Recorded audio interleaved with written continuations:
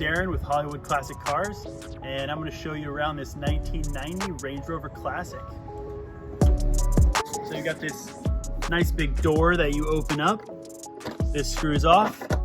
Please use premium 91 fuel. That shuts there. You got this back hatch, which I'm going to push. This opens, and then you reach inside here. The handle to lower this.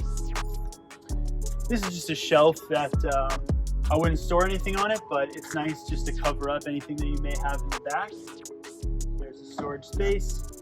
You have a spare tire and some tools there.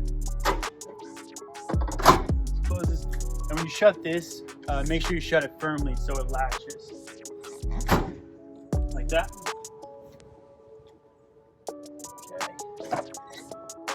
Here in the back, just going to show you how to fold down the seats in case you want to. There's also armrests. There's a button right here which you push and it folds down the seats. Right. And this car does lock all the way around. There's just one key, which makes it nice and easy. And so it's all power locks just by turning it there. All right, so the key is going to go over here on the right. Push that in. Okay, and this turn signal right here does a couple features. So it's the turn signal. It can also be the bright lights when you pull it back for flashers or push forward. And amazingly, it's also the horn when you push on this, which is an unusual location. The headlights are located here. So you're just going to push this forward 2 clicks for your bright lights. In the middle is the parking lights. Here you have your emergency flashers. And there's just a cruise control buttons here on the steering wheel. To the right, we have our windshield wiper and wash if you push. And here in these gauges, you have your temperature gauge here, which is always good to just keep an eye on, and the fuel gauge, which is there. And this series of lights here, nothing should be on once you're driving. So if something does come up and stay on, that's indicating that there could be a problem. Moving over, we have the power adjustable side mirrors. This will be driver, this will be passenger. Down here you have some fog lights, as well as your defrost. And of course the radio is here.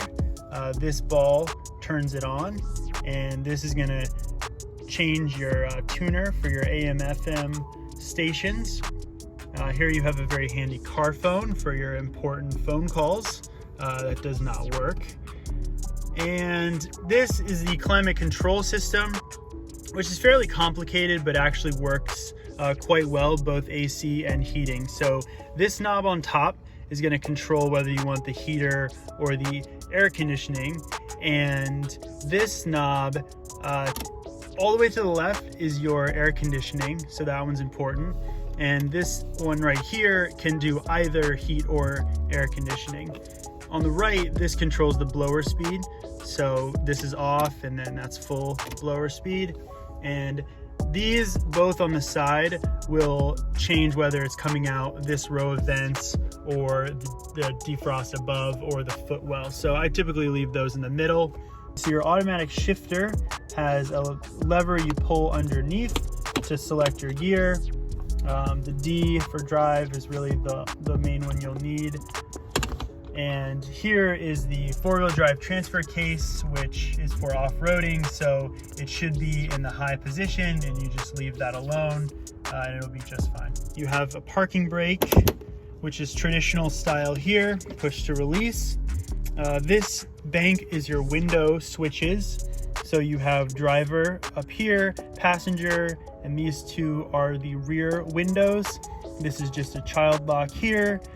Here is a compartment, and as well you have the power seat tilt functions. So this just looks like the shape of the seat.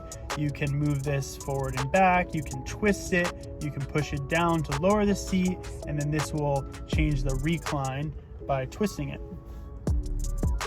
Up here you have the sunroof. Please buckle up, drive safe, and have fun.